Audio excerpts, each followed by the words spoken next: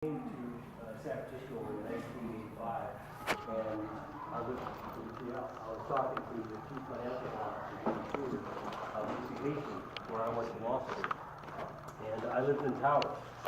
They actually have a 13th floor there, so I lived on 1305. And back then, rent was $305. How much? $305. Wow. What year was that? 1985. And I decided to become a lawyer because I had been involved in a case of a man who was unjustly convicted and was on death row. And I worked on this case as an activist for 5 years before I became a lawyer. And we succeeded in getting him off death row. And so that really opened my eyes to what being a public defender was all about. Also, I'm Japanese American, and so my parents and my grandparents were interned during World War II in internment camps for 4 years. And so I remember learning about that and how it really opened my eyes. And justice is something that had to be fought for. And so with that, I decided to become a public defender. I never thought in my wildest dreams that I would be the public defender. I was very happy being a public defender. The public defender is a unique institution because it's our job to defend the public. If a person is accused of a crime, if they're subject to harassment, if they're subject to police misconduct, they come to the public defender. If you think about it, we're the only agency that guards against abuse and against police misconduct. Nobody else has that function. And in San Francisco, it's unique because we're the only county in the entire state that has an elected public defender, meaning that I run for office every 4 years. In most places, the public defender is appointed, but the district attorney, who is the one that brings charges against people, is always elected. And so I always felt fortunate that we've had an elected public defender in San Francisco. Does anybody know how many staff we have in the public defender's office? Quite a number. 99. 75. Yeah. 3. No. Why not? Feels like We have 95 attorneys. Wow. And we have 80 support staff. We represent over 20,000 people a year who have issues in the criminal justice system. How does that compare with other cities this size in terms of staffing for Well, we're probably one of the best staffed public defender's offices, but it's because we fought for it. When I came into office, we had a 13. Is that relative to cities this size or, Yeah. or any large city? No, probably any city. When I came into office, we only had a $13 million budget. We were probably one of the poorest city departments. Today we have a $31 million budget. But that's because we set caseload standards in place. We make sure that we have some of the top lawyers around the country. We're a very active office in terms of trying cases. Some of you probably have served on jury before, and we try cases. We also provide a lot of services. Like we have a program called the Clean Slate Program, where we help clear people's records. Used to be you'd have to chase down your attorney and twist their arm if you were convicted of a crime. You wanted to get that conviction off your record.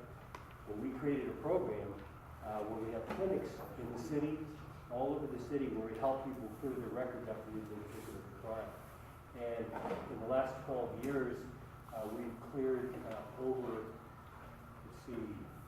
25,000 records. And it's really important because if you know somebody who's been convicted of a crime, it's going to affect their ability to get a job, to go to school, to get loans. And so if you know somebody in that situation, send them over to our Clean Slate program. You don't even need an appointment. You come any Tuesday between 9 and 11, or go to our website. You'll see all the different programs that we have. Is that called expungement? Expungement program. Yeah. It means clearing your record. We also have community programs where we provide, in the Western Addition and maybe Hunters Point, these programs called the MAGIC programs that help work with youth and families. And in those communities, we work with over 60 community-based organizations. Some of you work with families and youth. And we help improve outcomes for youth in those communities.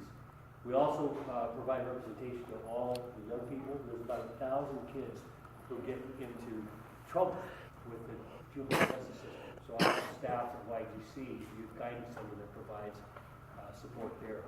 So if you ever know anybody who's in trouble or needs help with public defense, I'm the person to talk to. Let me just tell you a story tonight about a case that I just completed. I still try cases. I'm a trial lawyer. It's just like what you see on TV. We're in court, we try cases, opening statements, closing arguments, cross-examining witnesses. But it's a case that really took me back home because I represented a 31-year-old Cambodian woman, grew up here in the Tenderloin for murder. She was charged with murder. She had never been in trouble her entire life, ever. She'd had a stable job, a stable relationship, and when she broke up with the person that she was with, she started dating somebody new that she met on a dating website, and they ended up having a relationship together. And she was accused of stabbing, of killing him in the Tenderloin hotel. I won't tell you which one, but it was right here in the Tenderloin, and she was charged with first-degree murder. And it was a self-defense case, but the police never told her before they interrogated her, or questioned her, that her boyfriend had died. And so she basically told them it was all her fault, that she killed him, or that she stabbed him on purpose, right?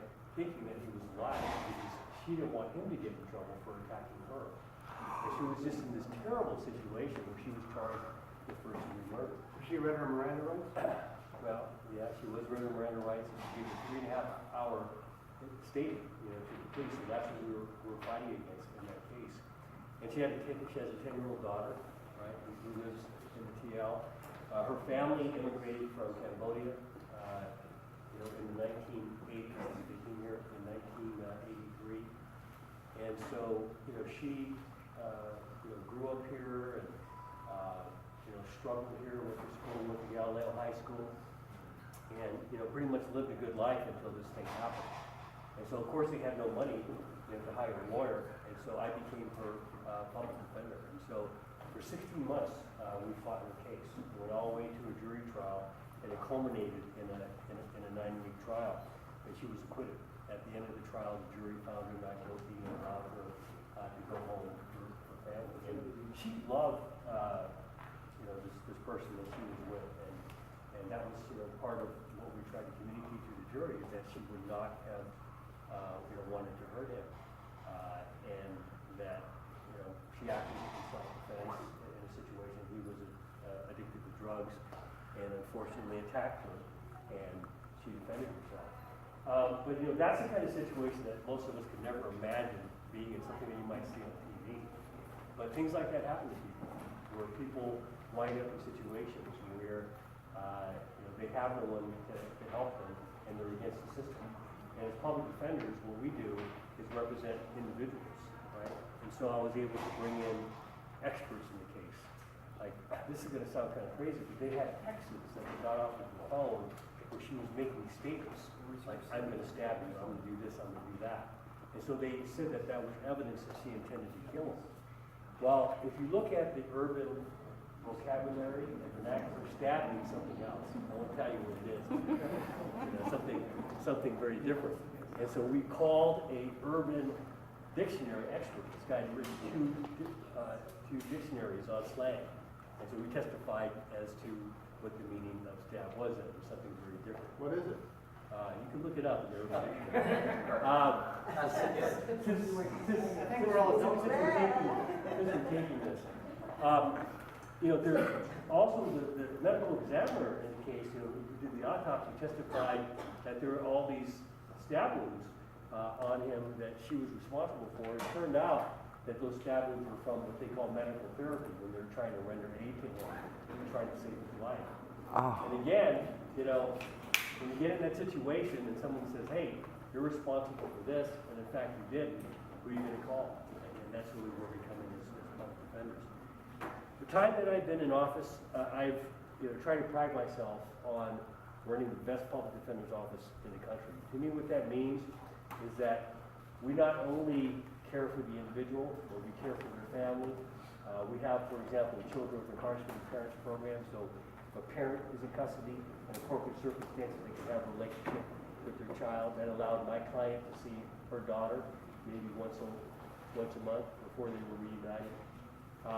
And to really have a holistic approach to supporting our youth. I know we work with the Vietnamese Youth Development Center here, and other groups within this community that have provided that sort of support. We've also played a very active role in exposing police misconduct in the community. If you recall, at the Henry Hotel on 6th Street, we had numerous reports that police were violating people's constitutional rights by going into the rooms without search warrants. You have to have a warrant. And so we sent an investigator there who downloaded a year and a half worth of videotape. And it turned out the police were not only going into people's rooms without a warrant, but they were also stealing property. And so we called for a federal investigation, and as a result of that, 5 police officers were convicted in federal court of violating constitutional rights as well as theft. And so, you would not think the public defender's office would play a role in those kinds of cases, but we think it's very important that when things like that happen, that there be public accountability. So I'm very proud of my staff. They're very hardworking. If you ever need our support, I know most people say, I hope we never need your support, but if you're ever interested in coming to visit our office or come down to the court and see what we do, we'd love to have you. We have a court watch program where we invite students and even adults to come and watch court, and we give you a little tour of, we call it the Hall of Justice, at 850 Bryant Street. We do a lot of community forums and programs, and so if you're ever interested in participating or learning about the work that we do in the courts, please let me know. I want to give a special thank you to the Loki brothers and to the Alliance. When I ran for office, I wasn't very well known. I had done a lot of work as a trial lawyer, but was not known in political circles. And I was running against a very powerful person who was running against me. And the first organization that supported me was the Alliance. And I always be grateful for your support. I was elected in 2002. I've been a public defender now for, it's been 29 years.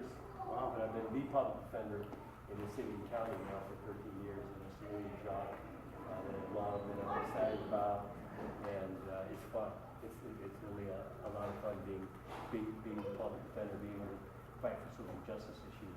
Right now is a very exciting time, right, with Black Lives Matter, with racial justice reform, criminal justice reform, talked about around the country. We have a racial justice committee in our office, and we're actively involved in litigating these issues. That means raising these issues in court, in bail motions, in sentencing, and trying to make it a more just society. So that's very exciting about being part of that change. And I know the Alliance has been a big part of that change. But I know this is like the Academy Awards, and pretty soon we can stop playing music. Please. We'll give awards to you, but please know you always have my support. If there's anything I can do to help you, let me know.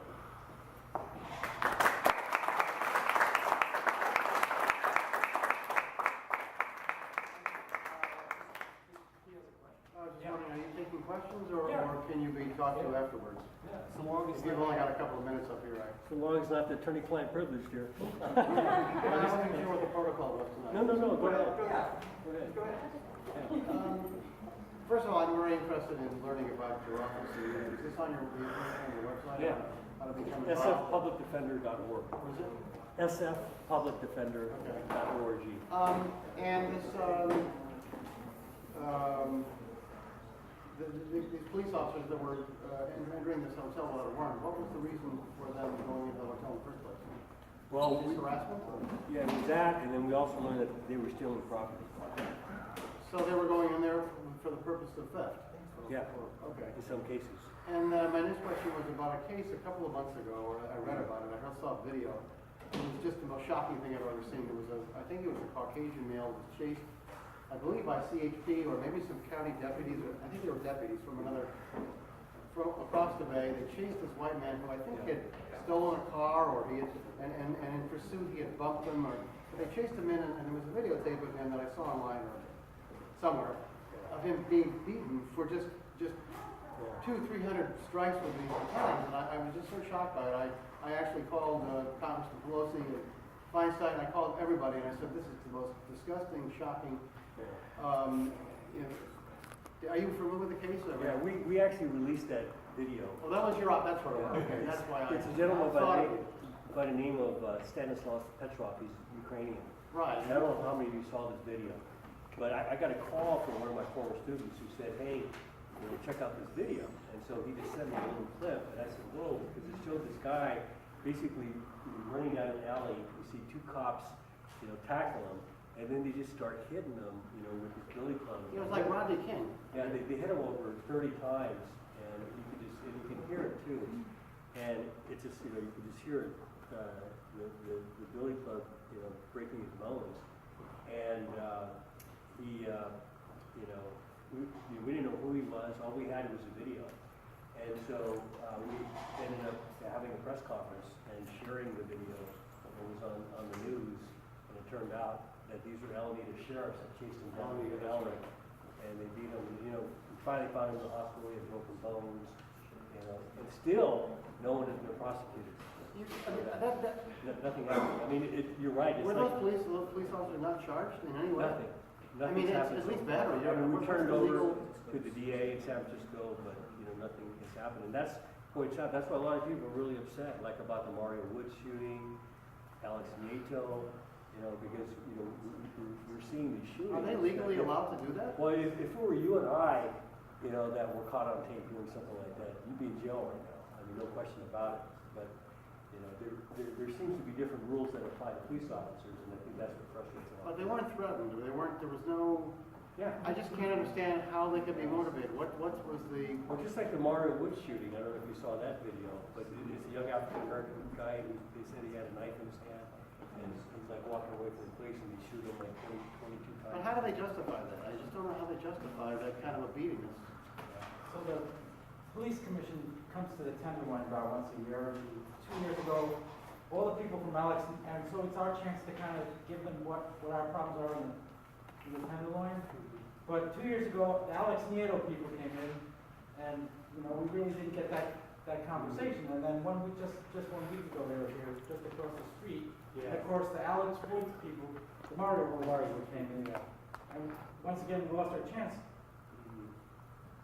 Naturally, I am empathic to the issues in the police department, and it seems like you know a lot about it. You know, some ideas were going around about how to reform the police department, and if you might share, you know, any ideas you might have. Or Yeah, we came out with a 9-point reform plan in 2013, and we've been working to implement it. For example, one of the things now, the police department never kept track of like who was being stopped or what nationality they were. Now they're required to do that every quarter. And body cameras is something that I've pushed for a lot of years because it makes the officers safer, it makes us safer as a public. All the studies show that the complaints go way down and excessive force goes way down when they're wearing body cameras. The other things that we're trying to push for is better training in terms of dealing with mentally ill people, right? Because, I mean, you know, the protocol right now is that, hey, if somebody threatens your life, if somebody pulls out a knife, you can shoot them dead. You and I, if we're in that situation with 6 of our friends and we shot somebody 22 times because they waved a knife at us, we'd be in jail, you know, facing a murder charge, or at least a manslaughter charge. And so, again, you know, we have to change the culture within the police department because it can't be just because I have the right to shoot you, I can shoot you. And I'm going to shoot you, you know, down, you know, if you have a knife in your hand and you look threatening, I'm going to shoot you 20 times, right? That has to change. I mean, there are other countries, you know, Scotland, in the UK, you know, where, you know, they peaceably take people into custody without shooting them to death if they have a knife. So those kinds of things, you know, have to be worked on. There needs to be accountability. they're kicking around the idea of electing the chief of police or possibly the police commissioner both. You got any ideas on that? Well, I mean, right now it's appointed by the mayor, you know, and I have to say that, you know, Chief Sir, you know, in terms of, you know, my relationships and experiences with him, has been very positive. He can get back to me right away.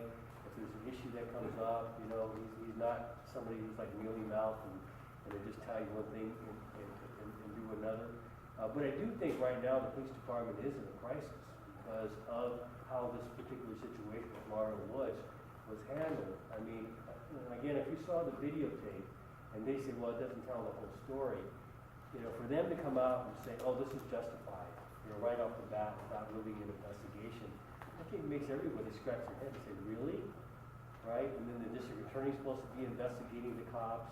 You know, people don't have confidence in that. The median tenure of a police chief is like 2, 3, 4 years max in the city. I mean, if it isn't one thing, it's another. Yeah.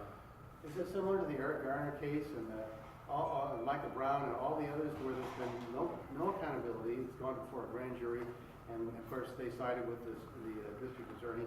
Is it kind of similar in every big city or every police department? Well, I mean, you know, especially when you're talking about the grand jury, California just had a new law passed that said the grand jury can't decide police shooting cases because often what the DA will do is they use the grand jury and they present the case in a very weak way. Right.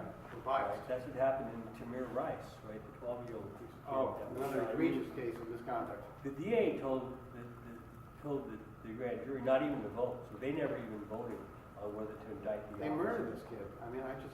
And so, you know, when that sort of thing happens, I mean, I think people lose, you know, public confidence in the police, and that's not a good thing. Okay, Bruce? Okay, I have a slight voice disability. I'll speak up. A quick observation, Yeah. a question. According to The Guardian, you know, the best newspaper in the world, they're keeping tracks of police mergers in the U.S. Roughly, are you ready?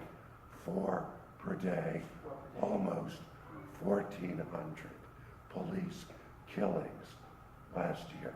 Okay, they came up with a really interesting statistic that I'd like to direct to you. You should probably know better than anyone else. They said, their statistical analysis, a mentally disturbed or mentally ill person has a 16 times greater probability of being killed. Does that say something that the police need more training, for example? Yeah. They have something called crisis intervention training, and it's something that's relatively new. Before it wasn't mandatory, so only if officers wanted to take the training, they could. They just started making it mandatory for the new police academy classes, so 2 classes have been trained so far, but it basically teaches officers how to de-escalate a situation with somebody who's mentally ill. Like one of the questions, like in the Mario Wood situation, obviously he was going through some kind of mental health crisis. You know, when you got 6 people around him plus 3 other cops right there, you know, you can't distract them, you know, and bonk them on the head or do something else rather than, you know, shoot them. And that's the question that's being asked, right? Is that, you know, why is deadly force the first option? And especially if you know you're dealing with somebody who's mentally ill or who's going through a crisis, you know, you've got to be able to take that into consideration. But again, it's a training issue, you know, and I'm sure the officers are going to say, yeah, I was afraid, I was scared in that situation. But if you're walking into the path of the person who's, you know, standing there with a knife, you know, there's going to be a confrontation, right? And so it raises questions, and how can you de-escalate situations so the person doesn't, you know, there's a great YouTube that shows in the UK, you know, there's a crazy guy with a big old machete, I don't know if you saw this, running around like a maniac. If anybody, you know, would probably be shot, it would be him. But the police, at first, they retreat and they come back with these big shields, plastic shields, and they take him down. Aren't they talking about that here as well, implementing or adding those to their arsenal? Yeah, they just added the shield, 50 shields. So the use of force policy is being rewritten from from the policy from 1996 or the rules, and now the police before weren't required to report each time they take out their gun and point it at a suspect. And so, but the Police Officers Association is showing a lot of resistance towards this. My question is the Police Officers Association seem kind of powerful, don't they? Yes, absolutely. I mean, you know, I was just reading how they like ordered the president of the board of supervisors, you know, not to support some measure around excessive force and things like that. And, you know, certainly every union, you know, has its role in terms of taking care of the interests of its members. But I think that's, you know, what's been troubling is that, you know, it has really become like this political fight where the focus is not so much on public safety, you know, but, you know, this person's right over that person's right. And I do think that we all have to come to the table if we're gonna, you know, solve these problems. If people are getting shot and killed in the streets, if, you know, people aren't feeling safe to report crime because they don't have faith in the police department. If you have these racist texts that came out, and certain members of the police department have now been reinstated for whatever reason, you know, people are losing confidence in the police. And I don't think the POA wants that. I don't think Big Sur wants that. Chief Sur wants that. And I don't think any of us want that. You know, I think we want a police department that is qualified to do the work that they do, and we can count on it. So, again, thank you very much. Appreciate the time.